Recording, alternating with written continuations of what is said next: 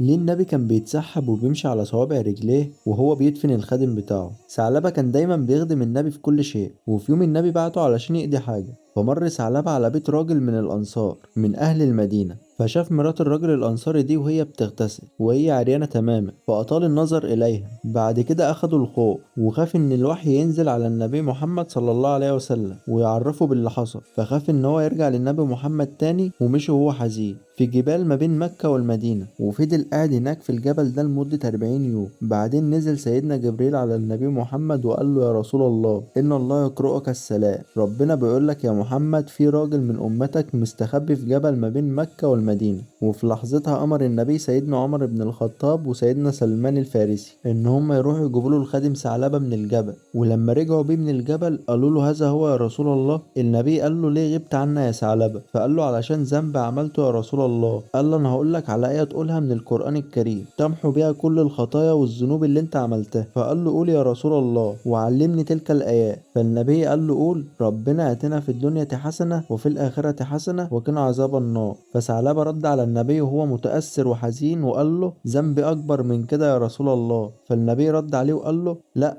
كلام ربنا اكبر. فالنبي امره ان هو يرجع لبيته، وثعلبة فضل قاعد في بيته وما طلعش منه لمدة 8 ايام. فلما النبي حس بغياب ثعلبة امر مجموعة من الصحابة ان هم يروحوا معاه علشان يروحوا يزوروا ثعلبة في بيته، وهو والنبي قاعد معاه النبي بيقول له: انت ليه نقلت راسك من حجري يا ثعلبة؟ فقال له: يا رسول الله علشان هي ممتلئة بالذنوب. فالنبي عرف على طول ان ثعلبة تعبان وبيشتكي من شيء، فسأله قال له: يا رسول الله، أنا حاسس بحشرجة زي النمل بتمشي في عظمي ولحمي وجلدي. فالنبي رد عليه وقال له: أنت عايز إيه يا ثعلبة؟ فرد وقال له: مغفرة ربي. وفي لحظتها نزل جبريل على سيدنا محمد وقال له: يا رسول الله، الله يقرئك السلام، وبيقول لك لو إن عبدي جالي ومعاه قرابة الأرض خطايا وذنوب تلقاه الله بقرابة مغفرته. فالنبي بشر الخادم ثعلبة إن ربنا غفر له كل ذنوبه، فصاح الخادم ثعلبة وهو فرحان جدا فيؤمر ربنا بقبض روحه. وقتها حزن النبي جدا وأمر إن هو يغسله ويكفنه، وبعدين صلى عليه. والنبي وهو ماشي في جنازة الصحابي ده كان ماشي على صوابع رجله. ولما خلصت الجنازة والدفن الصحابة استغربوا